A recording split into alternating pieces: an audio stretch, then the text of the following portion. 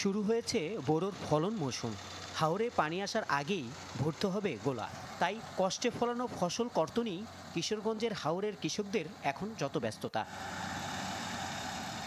তবে ধান কাটতে গিয়ে পড়তে হচ্ছে ভোগান্তিতে। কৃষকদের অভিযোগ, সরকারি বরাদ্দের হারভেস্টারের মেশিন দিয়ে 1 ঘন্টাও ধান কাটা যাচ্ছে না। তাই যন্ত্র বাদ দিয়ে আবারও শ্রমিক নিতে গিয়ে টানতে হচ্ছে দ্বিগুণ খরচের বোঝা। মেশিন নষ্ট হয়ে যায়, যে টুকটাক মেশিন নষ্ট হয়ে যায়, আমরা নিজেরা কামলা দিয়ে কাটতে হয়, পড়তে আমরা বেশি হয়। এই মেশিনগুলো ভালো না, কিছুক্ষণ ধান কাটলে মেশিনগুলো নষ্ট হয়ে যায়। সরকারি ভর্তুকি সহ প্রতিটি হারভেস্টারের মেশিনে প্রায় 30 লাখ টাকা খরচ হলেও সুফল বঞ্চিতই থাকছেন কৃষকরা। দাবি জানালেন নিম্নমানের হারভেস্টার মেশিন সরবরাহকারীদের বিরুদ্ধে ব্যবস্থা নেওয়ার। সিজনের মধ্যে মনে করেন 2-3 বার নষ্ট হইতেছে, আমাদের খুব সমস্যা হইতেছে। যেমন কৃষক সবাই বসে আছে আমাদের পাশে। 2 টাকারই সারাদিনে মনে করেন যে ম্যাক্সিমাম সময় নষ্ট থাকে।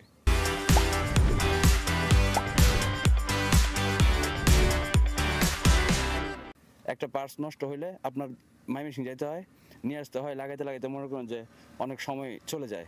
লাস্টে 80,000 টাকা দিয়ে একটা সাইড কভার নিয়ে লাগাইছি, এটাও টিকে না।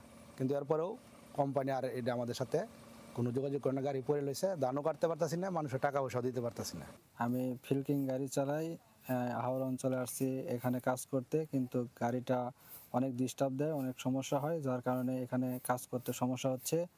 কৃষি সম্প্রসারণ অধিদপ্তরের হিসাবে জেলায় 798টি হারভেস্টার মেশিন বরাদ্দ দেয় সরকার। এর মধ্যে 272টি অকেজো।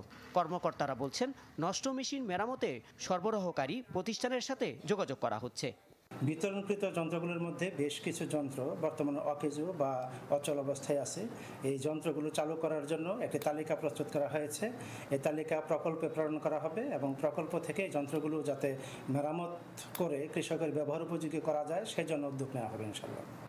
কৃষি সম্প্রসারণ অধিদপ্তরের হিসাবে এবার কিশোরগঞ্জে 1,68,115 হেক্টর জমিতে চাষ করা হয়েছে বোরো ধান। Desk report, channel 24।